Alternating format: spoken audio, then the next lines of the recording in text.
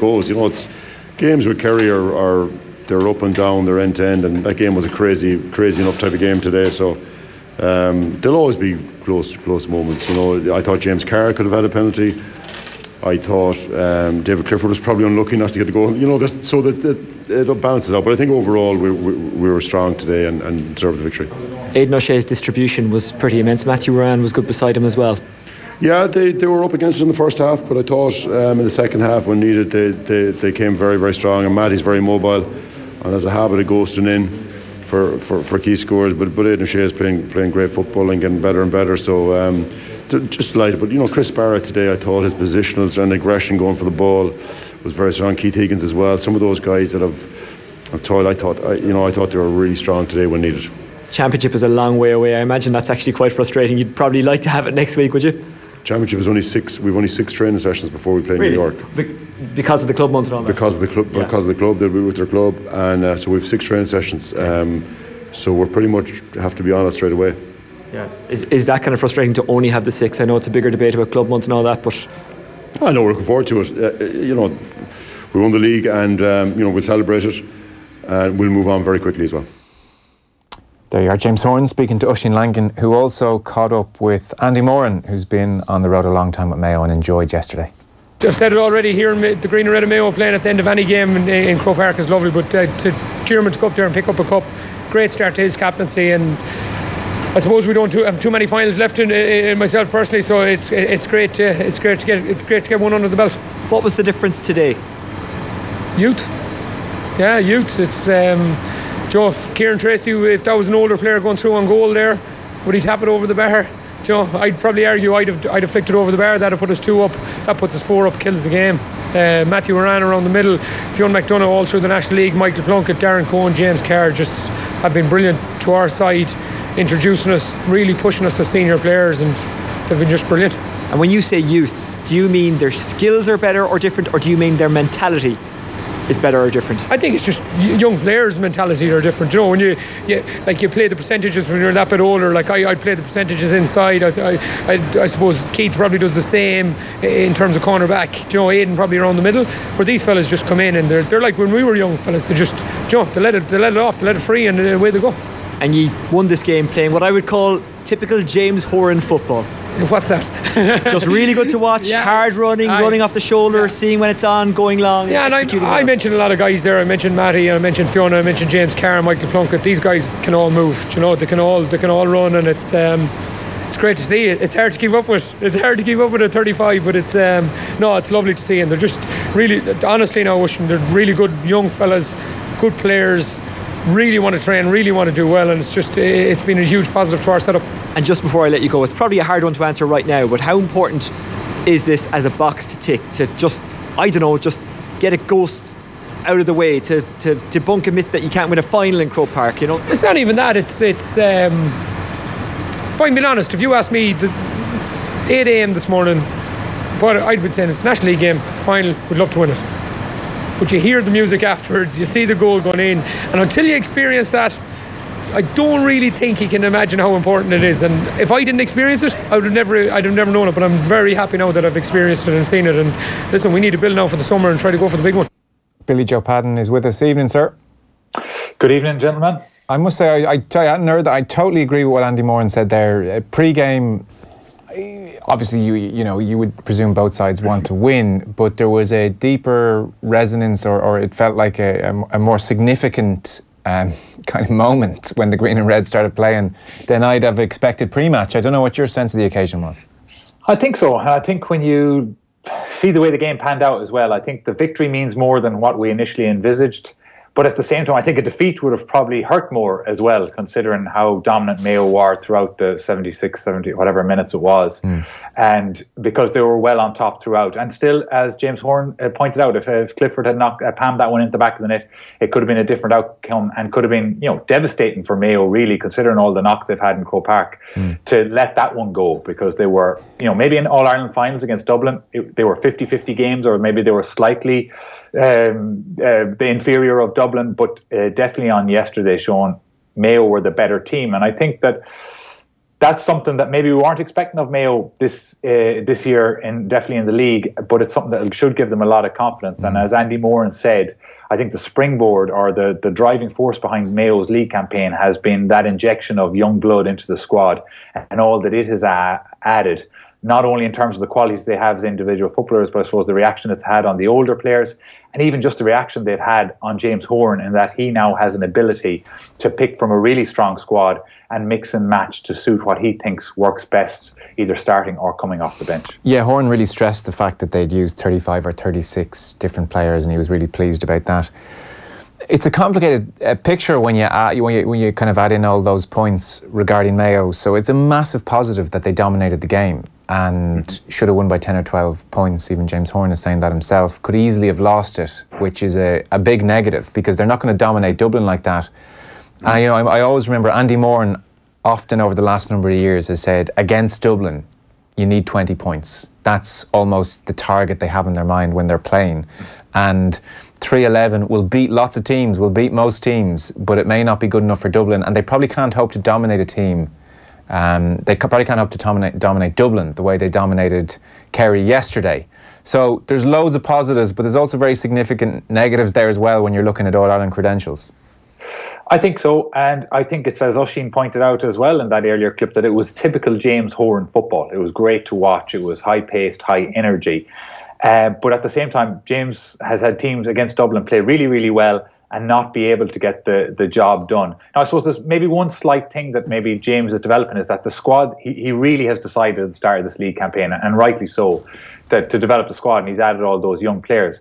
But I think it'll be interesting in the summer, and you're right, that they're going to have to, you can't play like that against Dublin for 75 minutes because they just might be able to run you off the field. Mayo will have a good chance against any of the other contenders, but Dublin, you probably just have to be a bit more streetwise, a bit more clinical, because Mayo made loads of mistakes. The first half, everyone was talking about how poor they were, but they still made loads of mistakes in the second half as well, where they got shots blocked down, which they shouldn't have, took a couple of bad options for shots. And that's in a game, as you rightly point out, where they were dominant. So I think James knows as well that the preparation for the championship will be slightly different, and they'll have to do things differently. And I suppose the difference he has to win his first term is that many of those players, Andy included, Colin Boyle, Aidan O'Shea, they have put a game plan in against Dublin where they were being a bit more cautious, a bit more, cagey at the back. That has probably done many of the right things in order to actually finally turn Dublin over. So I suppose it's being able to marry both styles and see if that is good enough on a big day to beat a team like Dublin. Yeah, in relation to that then, the style of football, because it is exciting to watch. You can't get away from that, Billy Joe. It's just, when it's played like that yesterday, you're coming away with great excitement about the future. But what would you like to see differently then when they do get to the serious championship games and later on in the summer? Well, I think one of the things that Mayo did in those All-Ireland finals a couple of years ago really well against Dublin was not so much, as you would say in soccer, where you're rested in possession, but they were able to hold possession. That's a good tactic against Dublin, because if they don't have the ball, they can't hurt you. And I thought for long periods of the first half yesterday that Mayo were trying to be all action when they would have been better off. Kerry had a good blanket defence back in there, lots of bodies in the right places, real good tackling technique. It was going to be hard to break them down. And you just felt that Mayo were too anxious to try and make something happen, particularly when they found themselves behind because of those goals. And they really should have been a bit more patient and just move the ball around a bit better, use the full width of the field and recycle the possession. But they were just too anxious to create that, that break the line runner through the middle, and they resulted in turnovers. And particularly in that period of the game, maybe between the 10th and 25th minute of the first half, they really kind of were so anxious in that early stage that it hurt them. And I think if you go and play against Dublin, you have to show that composure, that even if you are 2 points down early on in the game, that you cannot always get those 2 points back instantly. It might take you 10, 15 minutes of patient play where you are dominating the ball and moving it from side to side that allows you to create those scoring opportunities. I think everybody's in agreement Kerry are going in the right direction and have huge potential. But to what extent is this a reality check for them? I think it was a very similar game in terms of what happened a couple of weeks ago in the league game in Tralee, and that Mayo dominated certain areas of the field, i.e. in the middle of the field. Their full backline was strong. Mayo's full backline was very strong again. But really, it's that physicality and that running power in the middle 8 players that Mayo just have the edge on Kerry at the minute.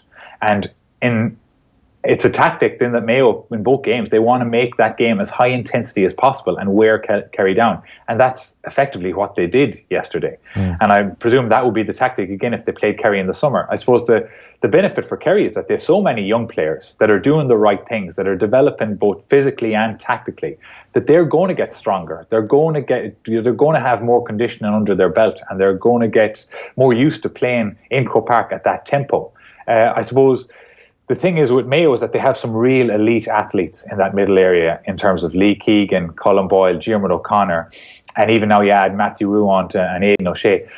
Do Kerry have those elite athletes that Mayo and definitely Dublin have? Because I think if there's one thing that's been proven over the last 5 or 6 years, you have to have that athleticism in that area of the field. And Kerry have yet to prove that for me. But again, they're young players. They can develop that and gain that conditioning over the next year or 18 months. Would you ever worry for Kerry the amount of goal chances they conceded yesterday? Even in the first half, they were well up at half time, but Mayo probably should have had 2 or 3 goals during that first half as well. So would that be a worry for Kerry, they think, then as well, heading for the summer? I think so. I think that the thing with Croke Park in particular is that your full back line has to be able to defend one-on-one. You're not going to ask them to do it for the full 70 minutes, but there'll be, if you're going to play against Dublin, there have to be times where you are comfortable to say, okay, you're a cornerback, you go there and mark whoever it is, Paddy Andrews or Paul Mannion, and just survive for 20 minutes. You don't have to dominate, just survive. Don't give away any big score. And Kerry just don't have that comfort level at the minute. They don't have any standout cornerback there that you would have confidence that could go in there and keep Paul Mannion quiet for 25 minutes. And that's a worry for them. And they have to develop players that have that comfort level in Croke Park. I think similarly, Tyrone have had that problem where they haven't been comfortable in one-on-one defensive situations. That's why they've had to drop so many bodies back. And until Kerry are able to do that, I think they're going to be, short-handed around the middle of the field, and then that has a knock-on effect of not getting enough ball, as happened yesterday, into their quality forwards. Because if David Clifford had got more ball, it could have been a very different story in that game yesterday. And even going ahead into the summer, if he gets enough ball, he's such a generational talent that he will create scoring chances for Kerry to win many games. It's a beautiful footballer. The first time I've seen him properly yesterday, and even though I said he could have probably played a lot better, there was suggestion he didn't actually play his greatest game yesterday. But geez, he's beautifully balanced footballer. If I'm thinking in my own term, our own game, he's like Zinedine Zidane. Beautiful off both feet, and it's just majestic watching him. He's lovely. Yeah. The thing that impressed me most even about him yesterday, and I know he's not fully fit, was just for a fella that's big and strong, as quickly as he got the ball from his left hand to his left foot, even to hit passes away, never mind getting shots at goal, it's an exceptional skill. So, I mean, this is really interesting. Horan's back and Mayo are as healthy at this stage of the season as they've been in a number of years. You think when he first started, they were blitzing teams early on. They were blitzing their way to Connacht titles, and then almost year by year by year, they were worse and almost had to raise themselves for the bigger games against Dublin in particular as the season went on. So they're now back to a point where they had a lot of last summer off, and now Horan's got them again, and they're clearly in a very good place. We just don't know to what extent they're ready to kick on again against Dublin. Are they suddenly, in your mind now, even ahead of Tyrone again as the big challenger to Dublin? I don't think we'll know the answer to that question until we see Mayo in the Connacht Championship, because I think the next focus for Mayo will be the Connacht Championship, because Galway have had such an Indian sign really on them over the last number of years. And if you look at Horan's teams in general, they love playing that sort of game that was yesterday against Kerry, because both teams kind of played a similar brand of football, where they've had difficulties against Galway, where they drop men back and maybe even thrown loads of bodies back in a counter-attacking game. So for me, they have to prove that they're capable of dealing with that side of the game. So the Connacht Championship will be the real test for them. But I think, if you're putting me on the spot, I think maybe at the start of the year, I didn't think they were going to get to the level that maybe Kerry or Tyrone could get to. But I think on the evidence that we've seen in the National League, and it's mainly due to the young players that seem to have developed, is that I think they can get to that level. Now, Dublin at their best are still, in my book, still quite a way ahead of those teams at present. And I think it'll have done them no harm at all to have the last couple of weeks where they could have sit back and had a look at Mayo and Kerry and really focus for the championship. Yeah, because even when you were just talking there about Mayo's athleticism and how they're superior to Kerry in that department, what suddenly flashed across my mind was James McCarthy's finish in the All-Ireland final against Mayo last time out, and running away from You know, Aidan O'Shea, who's had a great spring, but Aidan O'Shea and others, like Dublin athleticism, kicked into gear in a big way in that game. That's the gap that Mayo have to bridge. Yeah, there's no doubt. If it was a 15-on-15 game with no subs, you probably still would say Dublin would last the longest. They have those athletic freaks in that area of the field. But I think the one thing that maybe Mayo supporters can cling on to that might be different about this Mayo team is that you seem to have athletes to come off the bench, and you definitely have experience. Like Mayo are going to go into the summer with Colin Boyle or Donald Vaughan, depending on who starts. You know, Cillian O'Connor hasn't played yet. Shamie O'Shea is going to be ready to come off the bench. Will Andy Moran start, do you suspect, Billy Joe, come championship time? I think a lot of it will be down to fitness, but if James Carr continues and stays injury-free, which has been his big problem over the last 3 or 4 seasons on the Mayo panel, that I think he'll get the start because he's raw, he's athletic, he's strong, he's talented, obviously. And I think that Andy is a great option coming off the bench because I think yesterday what he added was composure. Yeah. And he didn't really try and do anything. He recycled the ball really well, didn't really feel the need he had to force shots. And he really had an excellent contribution. And then you saw Colin Boyle come in and he just fitted in there seamlessly, playing at that high intensity, high aggression sort of football that was required in that area of the field. And Mayo are going to have 4 or 5 players like that to come off the bench. And that's maybe something that Mayo didn't have 3 years ago against Dublin. No, that's a very fair point, yeah. If anyone was in doubt of James Horan's ability as a manager, I mean, we're starting to see it again here because a lot of people were very worried about Mayo last year. Yeah, and I always say that this Mayo team is what it is because of James Horan. He built this team. You know, Mayo didn't have the hard edge, that physicality that they have now before James came along. And I think the most impressive thing of what he's done is I always knew he was going to get the reaction out of Aidan O'Shea and Colin Boyle and Keith Higgins because he has such a strong relationship with those players. But I think the speed at which he's been able to upskill Matty Ruan, you know, Fionn McDonough, even James Carr, Kieran Tracy, Darren Cohen, all these young players have all made positive contributions. And don't get me wrong, they mightn't start championship and be able to be ready to play 70 minutes, but it's a good start to their inter-county career, and you can rely on many of those to give you 50 minutes at the start of a game, or maybe come off the bench for 15 here and there. And if nothing else, there's a situation where, as you said at the very start, he's happy that he's given 32 or 33 lads experience. So you can only imagine what Lee Keegan was feeling going into that league final where he wasn't sure of his place. Like, that would have been unheard of for the last 4 or 5 years. With Mayo going into a National League final without Lee Keegan being the first name on the team sheet, never mind. Yeah. Interesting times. Interesting as well, James Horan saying he has 6 training sessions, give or take, with the players before championship comes around, given the April club month.